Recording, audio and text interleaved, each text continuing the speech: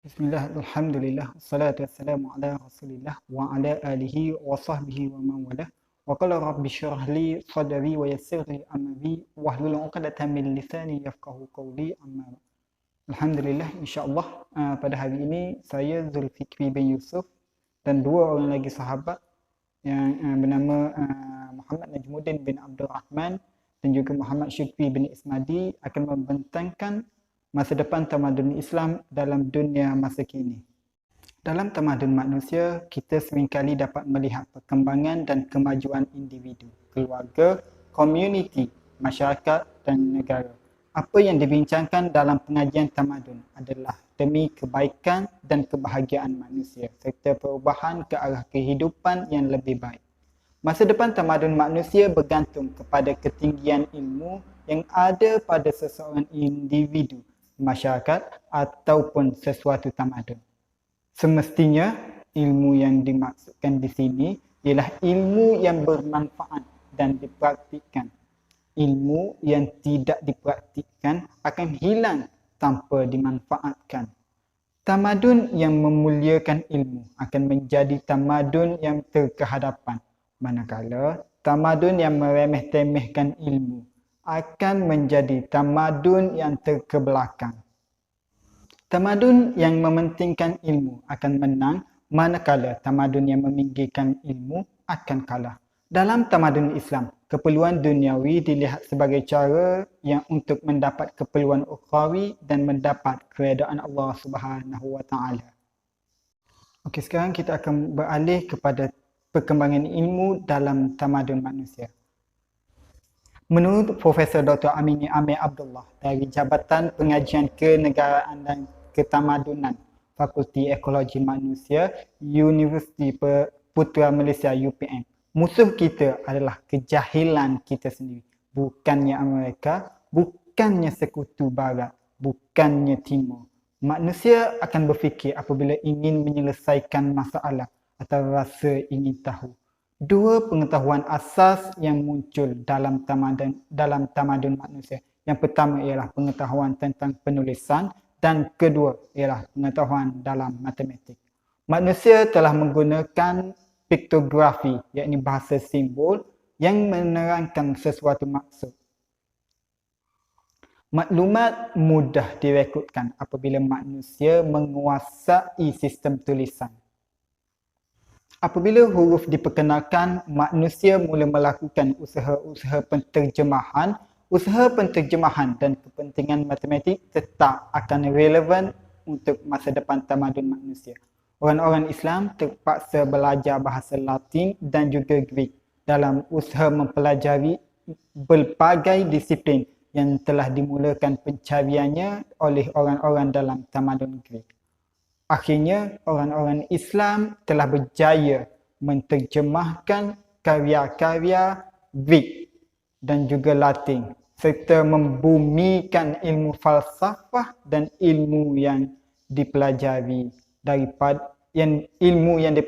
daripada orang-orang Greek mengikut acuan epistemologi Islam. Orang-orang barat terpaksa mempelajari bahasa Arab dalam usaha mereka untuk memahami ilmu-ilmu yang dikuasai oleh orang-orang Islam untuk dibawa balik ke Eropah dan negara-negara barat yang lain. Proses ini akan berlaku dalam tamadun manusia pada masa hadapan. Sekarang kita akan beralih kepada tamadun ilmu dan perkembangan ilmu pengetahuan. Rasa ingin menyelesaikan masalah menyebabkan manusia itu berfikir. Manusia beroleh ilmu dan pengetahuan apabila manusia berfikir dan mencari ilmu pengetahuan. Sebelum tulisan tercipta, manusia menggunakan tanda, rajah ataupun simbol-simbol. Dengan cara itu, manusia mula merekodkan segala pengalaman mereka walaupun begitu terhad. Apabila terciptanya tulisan, manusia mula merekodkan segala pengetahuan dan pengalaman mereka tanpa sebarang limitasi. Asas kepada pembangunan zaman moden bertitik tolak daripada pemerolehan ilmu pengetahuan dan kemajuannya. Membaca untuk meraih ilmu pengetahuan adalah aktiviti pertama yang mencetuskan kemodenan. Justru Islamlah yang pertama mencetuskan tabiat membaca dan kelahiran Islam merupakan titik tolak kepada permulaan kemodenan sebenarnya. Persoalan sikap pula merupakan perkara yang sama penting dengan persoalan ilmu. Orang yang berilmu perlu mengubah sikap untuk memajukan kehidupannya. Masa depan tamadun manusia bergantung kepada dua perkara, iaitu melazimkan tabiat membaca dan membetulkan sikap negatif menjadi budaya dan amalan dalam kehidupan manusia. Terdapat ungkapan Arab lama, tuntutlah ilmu walaupun ke negeri Cina. Pada zaman Rasulullah SAW, barangkali orang-orang Yasrib masih belum mengetahui kewujudan tamadun Cina. Terdapat delegasi Arab yang mengunjungi Cina ketika zaman Sayyidina Umar Al-Khattab. Dalam banyak-banyak negara timur, negara Cina menjadi sebutan di kalangan orang Arab dan dikaitkan pula dengan kepentingan menuntut ilmu pengetahuan. Justru dalam tamadun Islam, persoalan interaksi tamadun sudah bermula sejak zaman awal perkembangan Islam lagi. Kedua, perkembangan dan kemajuan tamadun Islam membuktikan ilmu pengetahuan penting dalam pembangunan dan kemajuan tamadun. Melalui ilmu, manusia dapat memperolehi dan menyerlahkan hakikat keadilan serta kebenaran. Masa depan tamadun manusia bergantung kepada sejauh mana manusia belajar mengenai manusia dan kehidupannya yang mencakupi individu dan masyarakat serta kehidupan mereka yang berbagai warna, kulit, bangsa, keturunan, asal-usul, darjat, martabat, pangkat, kuasa, kedudukan dan seumpamanya. Tamadun akan terus mewujud sekiranya manusia menggunakan ilmu untuk menyelesaikan masalah manusia dan kehidupannya. Dalam pengajian tamadun, kita akan bertemu pelbagai paparan sejarah dan pengajaran tentang kepatuhan manusia kepada sistem kepercayaan, kejujuran, keikhlasan, kesopanan, keluhuran budi pekerti, tradisi, adat resam, inisiatif, penciptaan inovasi, usaha manusia dan ikhtiar. Semua ini menyumbang kepada perkembangan dan kemajuan tamadun. Semuanya adalah ilmu dan budaya yang penting bagi tamadun masa depan tamadun. Sidang hadirin yang dirahmati lagi dikasihi oleh Allah Subhanahu Wa Taala. Sekarang kita akan beralih kepada sekularisme, globalisasi dan ilmu. Masa depan tamadun manusia bergantung kepada sejauh mana pencapaian dan pembangunan manusia dalam segala bidang, termasuklah bentuk fizikal maupun spiritual. Maju mundurnya tamadun manusia boleh diukur melalui pencapaian ini. Pengukur pembangunan ialah pencapaian-pencapaian manusia dalam segala aspek kehidupan untuk meningkat maju dan berkembang yang memberi manfaat kepada individu, keluarga, komuniti ataupun masyarakat yang mencakupi perkembangan dalam bidang industri, kraftangan, sains dan teknologi, ICT, pertanian, ekonomi, peningkatan taraf hidup, khusus sastraan, kebudayaan, kesenian dan sistem kepercayaan. Pengukur pembangunan rohani dan spiritual pula ialah jumlah ibadah yang dilakukan dengan penuh ketulusan dan keikhlasan. Masyarakat atau tamadun yang paling banyak menguasai ilmu pengetahuan dan maklumat akan menguasai dunia. Richard Hunter dalam bukunya telah meramalkan tamadun masa depan akan berlakunya kebocoran maklumat sulit, rahsia dan privasi kerana ia mudah untuk diperolehi dengan menggunakan teknologi pemolehan informasi yang canggih, yang semakin canggih. Semua maklumat ini kemungkinan akan berguna untuk tamadun manusia ataupun berpotensi untuk disalahguna secara serius. Teknologi baru ini akan memberi impak yang besar kepada cara kita hidup dan cara kita bekerja. Sahabat-sahabat yang dihormati lagi dikasihi oleh Allah Subhanahu Wa Taala, sekarang kita akan beralih kepada pengukur tamadun dan impak sains serta teknologi. Masa depan tamadun manusia bergantung kepada sejauh mana pencapaian dan pembangunan manusia dalam segala bidang, termasuklah bentuk fizikal maupun spiritual. Maju mundurnya tamadun manusia boleh diukur melalui pencapaian ini. Pengukur pembangunan ialah pencapaian-pencapaian manusia dalam segala aspek kehidupan untuk meningkat maju dan berkembang yang memberi manfaat kepada individu, keluarga, komuniti ataupun masyarakat yang mencakupi perkembangan dalam bidang industri, kraftangan, sains dan teknologi, ICT, pertanian, ekonomi, peningkatan taraf hidup, khusus sastraan, kebudayaan, kesenian dan sistem kepercayaan. Pengukur pembangunan rohani dan spiritual pula ialah jumlah ibadah yang dilakukan dengan penuh ketulusan dan keikhlasan. Masyarakat atau tamadun yang paling banyak menguasai ilmu pengetahuan dan maklumat akan menguasai dunia. Richard Hunter dalam bukunya telah meramalkan tamadun masa depan akan berlakunya kebocoran maklumat sulit, rahsia dan privasi kerana ia mudah untuk diperolehi dengan menggunakan teknologi pemolehan informasi yang semakin canggih. Semua maklumat ini kemungkinan akan berguna untuk tamadun manusia ataupun berpotensi untuk disalahguna secara serius. Teknologi baru ini akan memberi impak yang besar kepada cara kita hidup dan cara kita bekerja.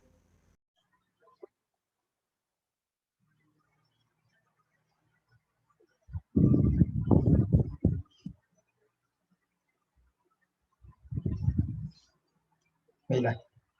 Bismillahirrahmanirrahim. Okay, saya akan teruskan pembentangan yang seterusnya, iaitu interaksi ilmu masa depan tamadun dan penjanaan kemajuan ilmu. Baik, tamadun Islam mewakili semua tamadun dunia dari sudut integrasi komponen-komponen utama tamadun dan ditambah dengan pembangunan dan kemajuan spiritual yang menonjolkan keunikan Islam itu sendiri. Masa depan tamadun bergantung kepada sejauh mana manusia menjana satu kekuatan dan kemantapan yang komprehensif dan berintegrasi yang menggabungkan kemajuan dan pembangunan ilmu, fizikal, emosi, spiritual, kesejahteraan jasmani dan rohani. Okay. Contoh tamadun adalah seperti tamadun Mesopotamia, tamadun Greek, tamadun Yunani, Parsi, tamadun lembah sungai Indus dan tamadun lembah Huangho mengandungi sekurang-kurangnya salah satu elemen di atas. Dilema tamadun manusia kontemporari berkisar dalam soal sikap dan penguasaan ilmu pengetahuan. Masa depan tamadun manusia bergantung kepada sejauh mana ekstensifnya interaksi tamadun dan pemindahan kemajuan sains dan teknologi daripada satu tamadun ke satu tamadun yang lain. Interaksi dan transmisi tamadun tidaklah berlaku secara efisien tanpa adanya sikap mengagungkan ilmu pengetahuan, para agamawan dan intelektual. Pembangunan tamadun akan terbantut jika manusia membelakangkan ilmu pengetahuan.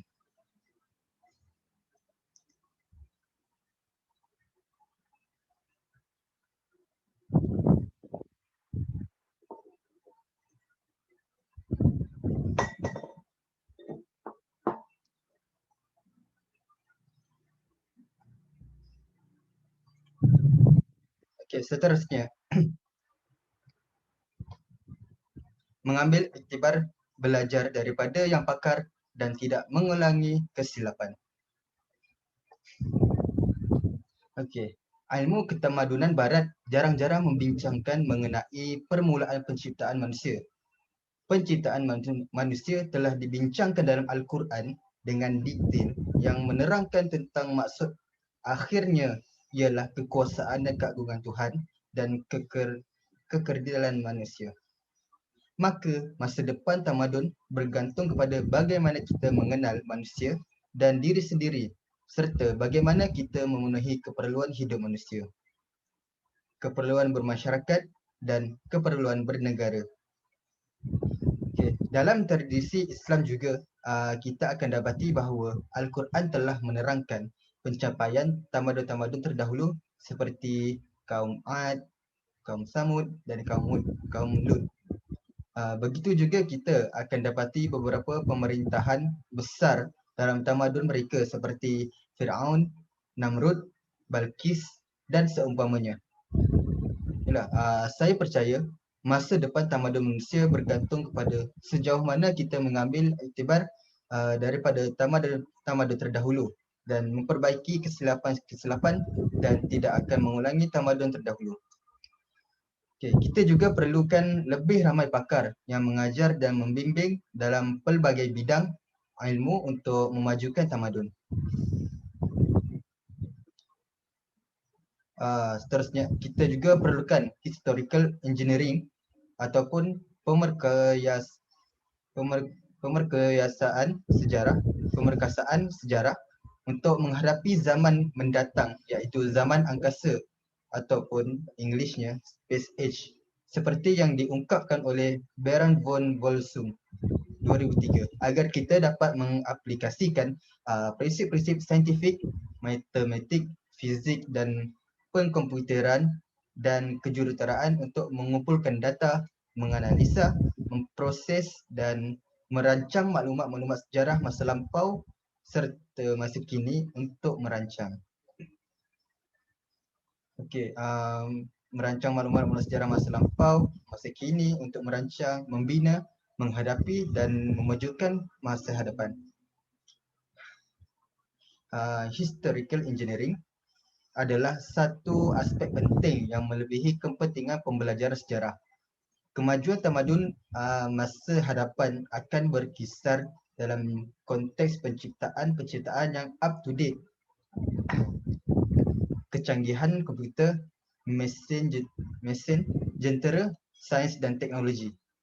Keunikan nanoteknologi, kemajuan pesat dalam bioteknologi, kejuruteraan, perubatan dan perawatan.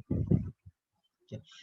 Kesemuanya adalah gabungan inovasi dan kreativiti, pembangunan dan pencapaian manusia dari sudut fizikal, emosi, intelektual dan spiritual.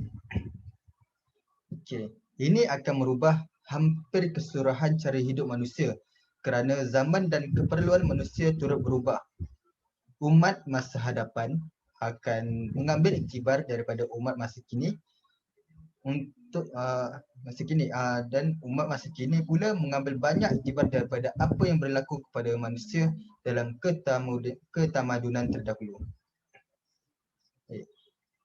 Dalam Al-Quran, Allah Subhanahu Wa Taala menjelaskan bahawa ruang angkasa tidak akan dapat ditembusi dan dilepasi oleh manusia melainkan dengan kekuasaan.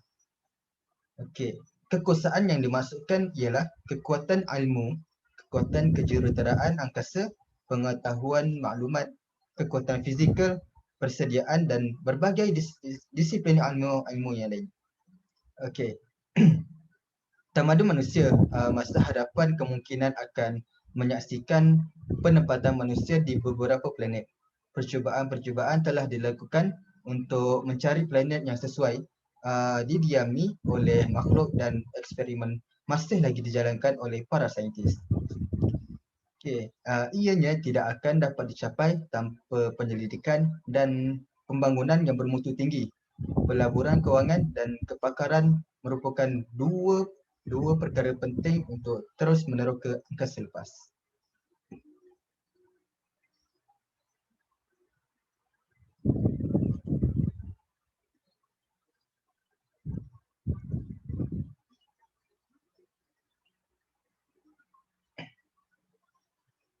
Okey, seterusnya tajuk Islam, masa depan tamadun dan ilmu pengetahuan. Baiklah. Islam mewajibkan umatnya mencari ilmu keagamaan dan keakhiratan tanpa mengabaikan ilmu keduniaan agar perjalanan kehidupan di dunia terarah dan mengikut keridhaan Allah Subhanahu Wa Taala dan beroleh kejayaan juga di akhirat, di hari akhirat.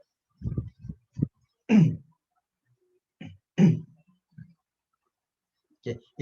Ini adalah menjadi tugas jihad kita, juga memperlengkapkan diri dengan ilmu konvensional dan ilmu keagamaan agar nilai kehidupan mempunyai arti di sisi Allah Subhanahu Wa Taala seperti dalam sabda Nabi Muhammad SAW yang bermaksud, Sesungguhnya Allah membenci orang yang berhati kasar, yakni kejam dan keras, sombong, angkuh, bersuara keras di pasar, yakni tempat umum, pada malam hari serupa bangkai dan pada siang hari serupa keldai.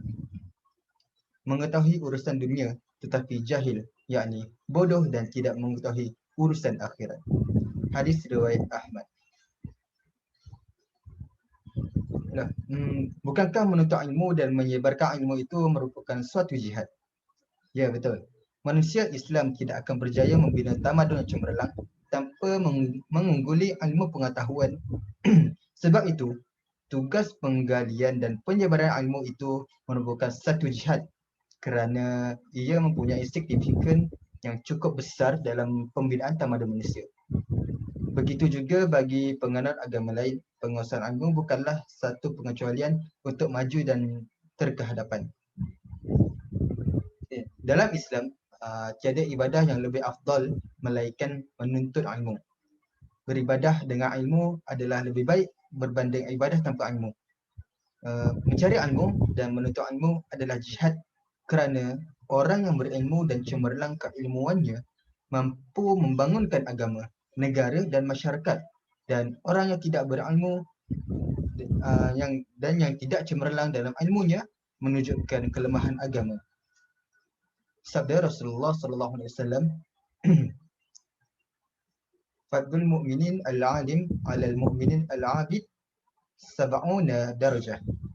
Yang bermaksud kelebihan mukmin yang berilmu berbanding mukmin yang sekadar abid, iaitu yang sekadar beribadah tanpa ilmu, adalah 70 darjah. Baik. Hadis ini menjelaskan bahawa dalam melakukan amal ibadah kita perlukan ilmu pengetahuan sebagai persediaan. Jika tidak, ditakuti amalan kita itu sia-sia dan tertolak kerana tidak sempurna atau tidak menepati spesifikasi rukun atau prosedur amalan tersebut. Oleh itu, masa depan tamadun Islam pada masa kini dapat diwujudkan dengan ilmu yang ada pada umat Islam yang menghayati dan mempraktikkan ilmu-ilmu yang mereka pelajari dalam kehidupan seharian mereka.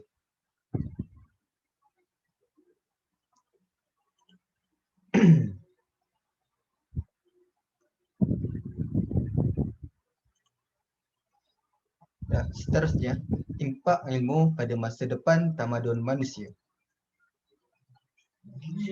Okey, saya percaya ilmu dalam tamadun manusia ialah apa yang dapat dimanifestasikan dalam perbuatan, perlakuan dan tingkah laku manusia.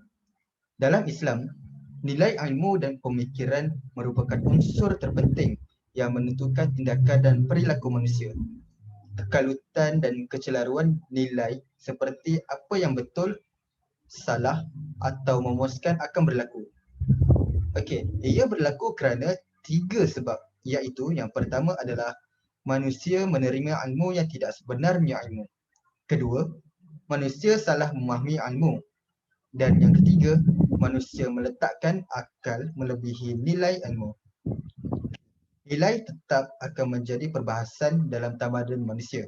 Manusia akan menggerakkan maklumat dan pengetahuan baru mengenai dunia seharian dan membentuk kerangka rujukan yang membolehkan mereka melihat diri, persekitaran, hubungan sesama makhluk dan Tuhan dengan cara betul, dengan cara baru. Okey. Seterusnya, tamadun manusia masa hadapan berupaya menghasilkan produk-produk sains dan teknologi yang mampu bertahan zaman berzaman seperti automobil, kapal terbang, barangan elektrik, televisyen dan lain-lain lagi. Jika manusia menerima dan menghayati ilmu yang ada pada mereka serta mereka menggunakan ilmu di dalam setiap pekerjaan yang mereka lakukan, ia akan menyebabkan mereka untuk terus berkembang dan terus maju.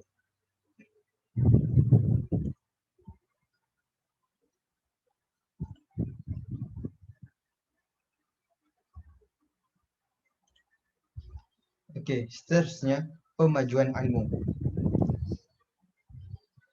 Okey, untuk pemajuan ilmu, masa depan tamadun manusia bergantung kepada inisiatif, dalam memajukan ilmu pengetahuan melalui pengajaran, pembelajaran, penyelidikan dan pembangunan yang boleh membawa manfaat kepada kesejahteraan agama, bangsa dan negara ataupun tamadun. Faktor lain yang penting ialah kekuatan semangat, motivasi diri dan inspirasi untuk cemerlang. Di samping itu, warga tamadun mestilah bersungguh-sungguh, berdedikasi dan berkualiti dalam kerja ke arah pencapaian terbaik dalam misi, wawasan dan matlamat yang ditetapkan dalam tamadun. Tamadun tidak akan berkembang tanpa tekad, kesungguhan, komitmen, keterampilan diri dan disiplin yang tinggi warga tamadun untuk mengisi dada dengan kemahiran dan kebolehan dalam pelbagai aspek pembangunan diri dan ilmu pengetahuan yang konvensional maupun ukhrawi. Kita perlulah mempertingkatkan ilmu kita dalam semua aspek dari masa ke semasa. Dalam Islam, proses pembelajaran berlaku sepanjang hayat dan sentiasa berterusan dan tidak berhenti setakat memperoleh sijil ataupun kelulusan. Sabda junjungan besar Nabi Muhammad SAW yang bermaksud tuntutlah ilmu daripada buayan sampai ke liang lahat. Kita perlu tanamkan dalam generasi kita sikap dan semangat untuk unggul dan berjaya dalam semua jenis ilmu pengetahuan. Bangsa yang terkehadapan di dunia sekarang ini dan untuk masa hadapan adalah bangsa mengungguli semua jenis ilmu pengetahuan. Islam telah lama menyarankan soal ini. Kita perlu prihatin tentang sikap dan mentaliti kita tentang soal ilmu pengetahuan sekiranya kita ingin menjadi bangsa yang dihormati di dunia. Sabda junjungan besar Nabi Muhammad SAW yang bermaksud, sesiapa yang inginkan dunia, maka hendaklah ia berilmu. Sesiapa yang hendakkan akhirat, maka hendaklah ia berilmu. Sesiapa yang hendakkan kedua-duanya, maka hendaklah ia berilmu. Pendekatan ilmu dalam sistem pemerintahan dan pentadbiran negara sesuatu tamadun boleh membawa tamadun itu ke satu tahap yang membanggakan. Negara akan dipandang tinggi dan dihormati sekiranya rakyatnya berilmu pengetahuan dan ramai cendekiawannya. Ini boleh membuatkan penemuan dalam bidang sains, teknologi, sains sosial dan kemanusiaan. Negara akan dipandang tinggi dan dihormati sekiranya rakyatnya bekerja kuat, bersabar, mempunyai integriti dan sinergi, berkualiti dan saling bekerjasama dalam segala aspek kehidupan. Seterusnya saya akan serahkan kepada kawan pembentang saya iaitu Syukri. Terima kasih.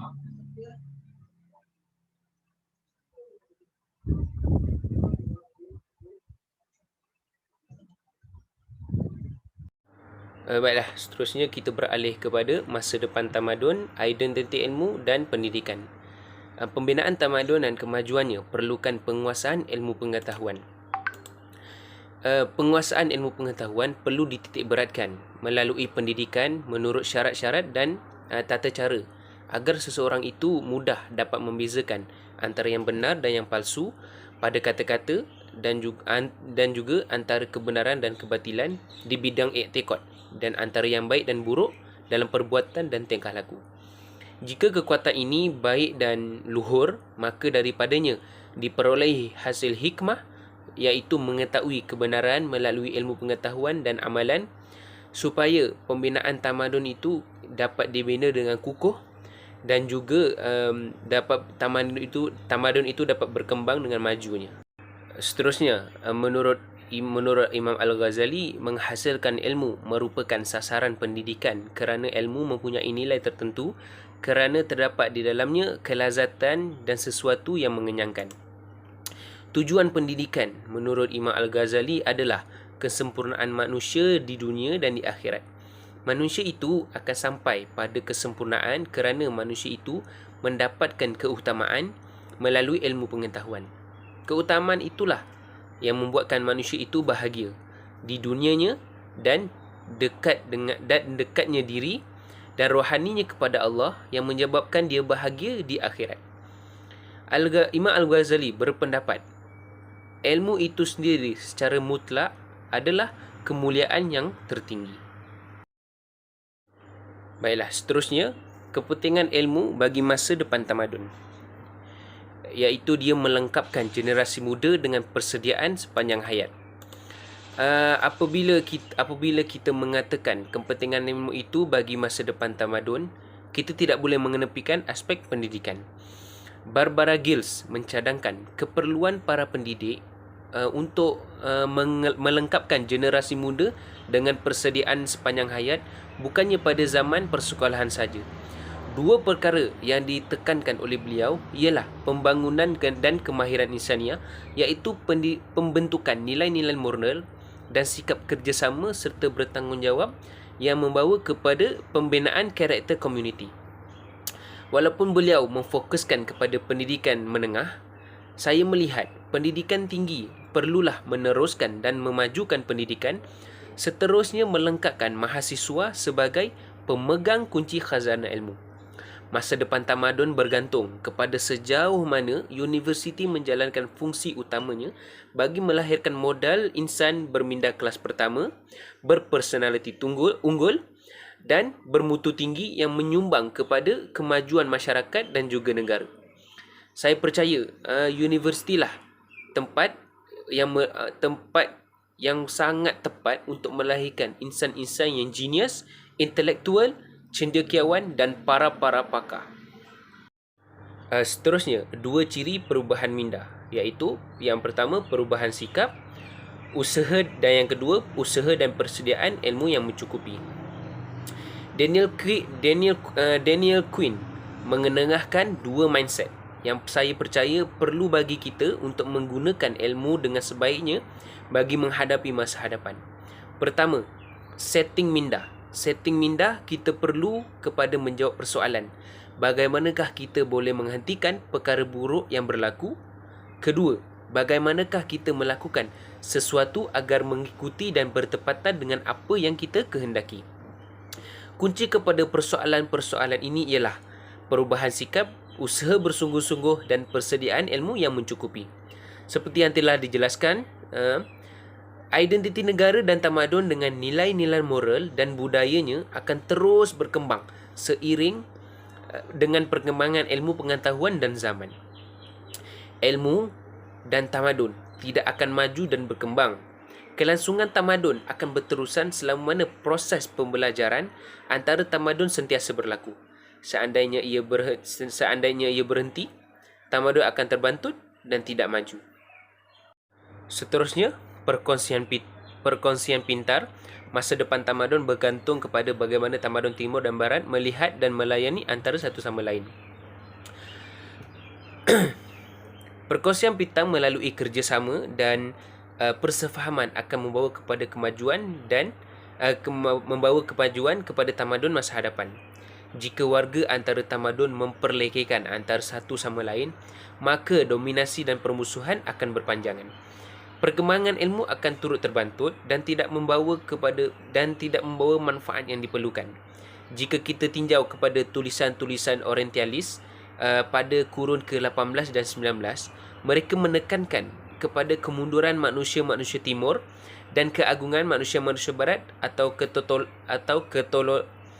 kebodohan manusia-manusia timur dan kecerdikan manusia-manusia barat. Hal ini kita boleh lihat dalam kebanyakan buku-buku sejarah pengajian sains dan tamadun. Cuba kita senaraikan berapa banyak ilmuwan Muslim ataupun ilmuwan-ilmuwan dari timur yang disebut atau diiktiraf di dalam karya-karya tersebut. Penemuan-penemuan sains yang dilakukan oleh orang-orang Islam disembunyikan dan dihilangkan daripada sejarah. Peranan para saintis barat dan sumbangan para intelek Muslim dinafikan. Justru oleh itu, masa depan tamadun bergantung kepada bagaimana timur dan barat melihat dan melayani antara satu sama lain. Jika tamadun timur dan barat melayani antara satu sama lain dengan baik, Saya percaya masa depan tamadun akan lebih cerah dan berkembang dengan maju ni. Seterusnya, cara pandang terhadap agama lain. Tidak prejudis, kebolehan umat Islam mengintegrasikan antara iman dan akal. Baik, masa depan tamadun juga bergantung kepada bagaimana kita melihat agama dan penganut agama lain. Masalah akan timbul apabila kita melihat penganut agama lain dengan sikap prejudis, bias dan berat sebelah. Kita melihat secara negatif dan bukan secara positif tamadun lain. Kita perlu melihat tamadun lain dengan perspektif ilmu, bukannya emosi. Sebenarnya, apa yang dikatakan sebagai zaman kebangkitan intelektual barat bermula apabila orang-orang barat dapat berhubung dengan orang-orang Islam menerusi Spanyol dan Sicily. Apabila mereka mula berkenalan dengan nilai-nilai Islam dalam aspek pemikiran dan sains, mereka mula mengorak langkah. Perkara pertama yang paling mempengaruhi Barat hasil daripada perhubungan Barat dan Islam di Spanyol ialah kebolehan umat Islam mengintegrasikan antara iman dan akal. Mereka belajar cara Islam mendamaikan antara teologi dan pemikiran, atau dengan lain perkataan, akal disesuaikan dengan ilmu-ilmu wahyu. Malangnya, apabila Barat menjadi kuasa besar dunia, mereka telah menggunakan kedudukan dan kuasa mereka untuk menekan umat Islam dan negara-negara Islam. Bahkan sebahagian besar sarjana Barat mengabaikan sumbangan Muslim kepada tamadun dunia kerana mereka lihat Islam dan orang Islam adalah musuh mereka, dan orang asing sebagai musuh mereka dan orang asing dalam semua aspek kehidupan mereka.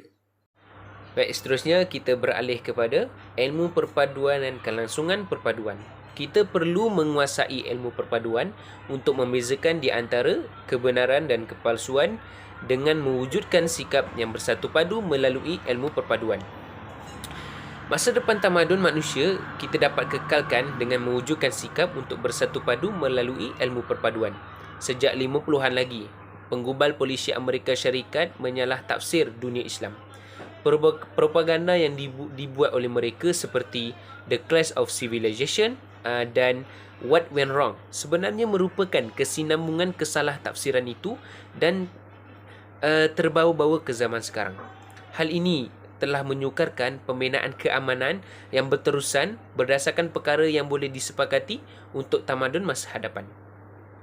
Kita perlu menguasai ilmu perpaduan untuk membezakan antara kebenaran dan kepalsuan.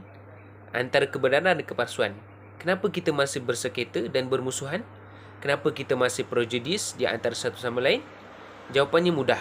Pada pendapat saya, kita tidak memahami konsep perdamaian, perpaduan, perundingan, toleransi, integrasi melalui pendekatan ilmu. Tamadun akan musnah kalau manusia gagal bersatu. Bersatu perlulah melalui ilmu dan kelangsungan tamadun pada masa hadapan Dan saya juga percaya jika kita bersatu dan jika kita dapat memahami konsep perdamaian, perpaduan, perundingan, toleransi dan integrasi, saya percaya masa depan tamadun manusia dan juga masa depan tamadun Islam dapat dikekalkan, malahan dapat dimajukan dengan jauh lagi. Nah, yang kedua, kesalahan Barat dalam melayani dunia Islam dan politik Islam. Ia tidak memahami perdamaian, perpaduan, perundingan, toleransi, integrasi melalui pendekatan ilmu. Richard W. Bullitt melihat kesalahan Barat dalam melayani dunia Islam dan politik Islam sehingga berlakunya perbalahan berterusan yang merugikan kedua pihak. Malahan beliau optimis dan yakin bahawa masa depan hubungan Islam dengan Amerika, hubungan dunia Islam dengan Amerika lah yang bakal menentukan geopolitik dan keamanan dunia pada masa depan. Dan saya juga bersetuju dengan pendapat beliau ini kerana jika dunia Islam dan dunia Barat seperti Amerika jika bersatu dalam untuk mewujudkan keamanan dan juga memajukan tamadun, saya yakin ia mampu berkesan dan membawa tamadun Islam dan tamadun manusia kepada tahap yang lebih tinggi lagi. Baik, seterusnya kita berpindah kepada cabaran terhadap tamadun Islam. pluralism. Amini Amir Abdullah dalam bukunya yang bertajuk Ciri-ciri Pluralism Agama mengatakan bahawa terdapat dua perkara penting yang kita perlu ketahui apabila membincangkan soal pluralism. Pertama, pluralism dalam pengajian etnik, dan kedua, pluralism dalam konteks agama. Pluralism dalam konteks agama dan pluralism agama adalah fahaman yang sangat berbahaya dan menjadi fokus perbincangan kita pada hari ini. Manakala pluralism dalam pengajian hubungan etnik adalah perbahasan berkaitan dengan kepelbagaian dalam masyarakat. Sebelum kita pergi jauh lagi, marilah kita bincangkan dulu berkaitan dengan pluralism dalam pengajian etnik dan pengajian hubungan etnik. Pluralism dalam konteks ini adalah suatu keadaan masyarakat berbilang bangsa atau kemajmukan masyarakat. Disiplin ilmu pluralism dalam hubungan etnik mencakupi sebab-sebab berlakunya kemajmukan, ciri-ciri kemajmukan, asal-usul bangsa, polisi dan dasar berkaitan etnik dan implikasi dalam kemajmukan. Pluralism dalam konteks ini juga menimbulkan persoalan-persoalan kenegaraan di dunia dan sering mengundang berbagai penyelesaian. Baik, seterusnya kita beralih kepada pluralism agama. Isu pluralism agama menimbulkan fenomena baru dalam pemikiran Islam. Ia mencetuskan pelbagai kontroversi dalam dunia Islam dan antarabangsa serta menggugat akidah umat Islam. Menurut Dr. Amini Amir lagi, di antara ciri-ciri pluralism agama ialah: yang pertama, ia mempunyai elemen-elemen fahaman Islam liberal, sekularisme, rasionalisme, penolakan terhadap autoriti keagamaan, longgar dalam perbahasan mengenai hakikat kebenaran sesuatu agama, dan sentiasa cuba menyamaratakan ajaran-ajaran agama yang berbagai. Yang kedua, ia mempromosi nilai-nilai barat dengan berselindung di sebalik slogan dan penekanan kepada terminologi universal value, good value, share value, positive value, novel value dan istilah-istilah yang lunak didengari. Yang ketiga, ia memisahkan nilai daripada agama dengan menyatakan nilai sejagat atau universal mengatasi kebaikan nilai agama, dan ini menidakkan peranan agama dalam kehidupan seseorang. Dan yang terakhir, pluralism agama lebih cenderung meletakkan neraca akal melebihi neraca agama kerana akal dianggap sebagai berautonomi dan mampu memikirkan segala-galanya. Sebagai orang Islam, kita perlu berhati-hati, berwaspada dan berhati-hati dengan gerakan fahaman pluralism agama, kerana matlamat akhir gerakan ini ialah untuk menghapuskan semua agama. Apabila nilai akal diletakkan lebih tinggi daripada nilai agama, maka agama tidak lagi mempunyai sebarang signifikan dan peranan. Apa yang penting, kita perlu berpegang teguh dengan agama Allah agar kita tidak terpesong. Allah Subhanahu Wa Taala telah berfirman dalam surah Al-An'am ayat 153 yang bermaksud dan bahawa sesungguhnya inilah jalanku, iaitu agama Islam yang betul, lurus, maka hendaklah kamu menurutinya, dan janganlah kamu menurut jalan-jalan yang lain selain dari Islam, kerana jalan-jalan itu mencerai-beraikan kamu dari jalan Allah. Dengan demikian, itulah Allah perintahkan kamu supaya bertakwa. Jadi kita kena sentiasa berhati-hati dan berwaspada terhadap pluralism agama supaya kita dapat mengekalkan akidah kita, mengekalkan akidah kita dan berpegang teguh kepada ajaran agama Islam yang sebetul-betulnya. Baiklah, kita berpindah kepada masa depan dunia Islam. Melihat kepada perkara-perkara yang berlaku ke atas dunia Islam yang disebabkan oleh dunia barat yang memegang kuasa veto dan bertindak sebagai penjaga keamanan dunia, yang memaksa dunia Islam tunduk di bawah kekuasaan mereka. Mana-mana negara yang ingkar dan melawan mereka, negara tersebut akan menerima akibat buruk, seperti mana yang kita lihat yang berlaku kepada negara Afghanistan dan Iraq. Sikap berat sebelah yang ditunjukkan oleh negara Amerika Syarikat terutamanya mengenai isu Palestin mendapat kecaman dari seluruh negara-negara Islam dan juga sebahagian dari negara-negara barat yang cintakan akan keamanan. Akan tetapi semua itu tidak membuatkan Amerika dan sekutunya mengubah dasar luar mereka ke atas dunia Islam. Sehingga hari ini kita lihat di surat khabar yang menunjukkan jumlah kematian yang semakin meningkat di negara-negara Islam yang dijajah oleh kuasa barat itu. Mereka hanya mementingkan kekayaan dan kuasa walaupun terpaksa membunuh manusia yang tidak berdosa. Inilah akibat pengaruh kebudayaan materialisme yang begitu meluas di barat sehingga membuatkan mereka merasa tidak bersalah, sehingga membuatkan mereka tidak mempunyai perasaan bersalah atas kejahatan dan kezaliman yang mereka lakukan. Berdasarkan kejadian yang berlaku ini, sudah tiba waktunya umat Islam kembali membina semula sistem khalifah yang telah lama hilang. Hanya Islam sahajalah yang mampu mewujudkan sistem yang realistik dan adil dalam kehidupan manusia tanpa mengira agama dan bangsa.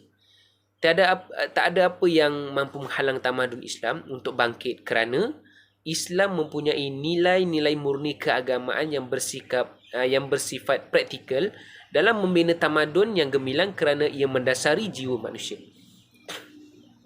Sekularisme tidak mungkin mampu mengatasi nilai keagamaan. Tokoh sarjana muda Za'bah iaitu Za'bah pernah mengatakan, tamadun barat yang berjalan pada hari ini adalah jenis tamadun yang lupakan Tuhan, yang mana mereka suka mencari kesedapan diri, memuaskan hawa nafsu syahwat, mengenyangkan perut dan menyedapkan tekak, berhias dan bersuka-sukaan, dahagakan nama dan kemegahan, lambakan wang dan kekayaan, tamakkan kuasa dan kerajaan, dan berebut-rebut hendak memerintah dunia. Sarjana barat pula iaitu Roger Groody mengatakan, Islam sebagai kekuatan hidup tidak hanya bagi hari kemarin, akan tetapi dalam segala yang ia dapat berikan, dalam segala yang ia akan dapat diberikan pada hari ini untuk mengatur hari esok kita. Pandangan sarjana Islam dan Barat di atas menguatkan lagi keyakinan bahawa tamadun Islam pada suatu masa nanti akan menjadi tumpuan dan pilihan masyarakat dunia kerana apa? Kerana yang pertama, agama Islam adalah agama terbesar di dunia. Agama Islam mempunyai kekuatan tersendiri dari aspek meyakinkan penganutnya. Isi kandungannya melengkapi segala keperluan umat manusia dalam membina tamadun mereka. Kesesuaiannya bukan sahaja untuk masa-masa tertentu, tetapi juga untuk hari ini dan akan datang. Yang kedua, tamadun Islam juga pernah memiliki sejarah kegemilangan masa lalu yang masih segar, yang masih kita ingati sampai ke hari ini. Iaitu tamadun Islam pernah menguasai lebih 3 suku dunia, bermula kepada abad ke-7 Masihi hingga abad ke-20 Masihi, apabila Turki Utsmaniyah diisytiharkan sebagai negara sekular oleh Mustafa Kemal Atatürk pada 1924. Pengalaman yang panjang itu sudah tentu menjadi mudah untuk dilalui kembali.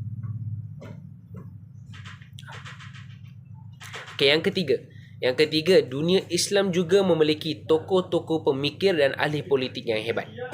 Antara tokoh-tokoh hebat dunia Islam adalah seperti Abdullah Gül dan Tayyip Erdogan di Turki, Ahmad Nijat di Iraq, Profesor Dr. Yusuf Al-Qardawi di Qatar UAE, Prof. Dr. Syed Muhammad Naqib Al-Atas di Malaysia, Dr. Rashidi, Dr. Amin Rais dan Dr. Ismail Lutfi di Indonesia dan lain-lain. Yang keempat, bidang keilmuan dan pendidikan tumbuh subur di pusat-pusat pengajian tinggi di seluruh dunia Islam. Pusat-pusat pengajian Islam ini boleh kita lihat seperti di Malaysia, Indonesia, Brunei, Mesir, Jordan, Syria, Maghribi, Kuwait dan Arab Saudi. Dengan adanya pusat-pusat pengajian tinggi sebegini, sudah tentu akan dapat melahirkan saintis hebat dalam pelbagai bidang. Dan yang kelima, dunia Islam juga dianugerahi dengan kekayaan hasil bumi yang melimpah ruah. Dunia Islam juga dianugerahi dengan kekayaan hasil bumi yang melimpah ruah. Kekayaan hasil bumi terbukti jelas seperti minyak, gas dan biji timah. Demikian juga dengan hasil pertanian, ternakan dan kayu balak. Semua hasil mahsul ini akan menambahkan harapan dan keyakinan untuk masa depan Islam yang gemilang. Baik, akhir sekali, kesimpulannya, masa depan dan masa lepas dan masa hadapan tamadun manusia tidak akan sempurna tanpa apresiasi tentang interaksi, proses transmisi, pinjam-meminjam dan penggayaan antara peradaban timur dan barat. Semestinya, semua elemen ini cukup berkait rapat dengan hal ehwal ilmu pengetahuan. Barat terhutang budi kepada Islam hasil dari interaksi tamadun yang berlaku pada hampir 14 abad yang lalu. Islam juga terhutang budi kepada tamadun-tamadun agung dunia. Jelaslah bahawa sesungguhnya jalan Allah itu iaitu agama Islam yang betul lurus mestilah diikuti oleh semua umat manusia, dan Allah juga telah memperingatkan kita agar janganlah kita menurut jalan-jalan yang lain dari Islam, kerana jalan-jalan itu mencerai-beraikan manusia dari jalan Allah. Oleh itu, masa depan tamadun Islam pada masa kini dapat dikekalkan dengan ilmu-ilmu yang digunakan oleh umat Islam pada jalan dan cara yang betul dari pelbagai segi untuk memajukan lagi tamadun Islam dan menjadikan tamadun Islam sebagai tamadun yang paling terbaik dan dihormati oleh seluruh negara-negara di dunia, serta dapat membuka mata dan hati orang-orang yang bukan Islam untuk mengenali lebih lagi tentang agama Islam. Jadi pendapat saya, oleh itu, menurut saya, masa depan tamadun Islam dalam dunia pada masa kini dapat dikekalkan jika umat Islam dapat menggunakan ilmu pengetahuan yang mereka perolehi dengan sebaik-baiknya dan pada jalan yang betul. Okey, sekian saja daripada kami. Apa yang baik itu datang daripada Allah, dan apa yang kurang baik itu daripada kelemahan kami sendiri. Sekian. Assalamualaikum warahmatullahi wabarakatuh.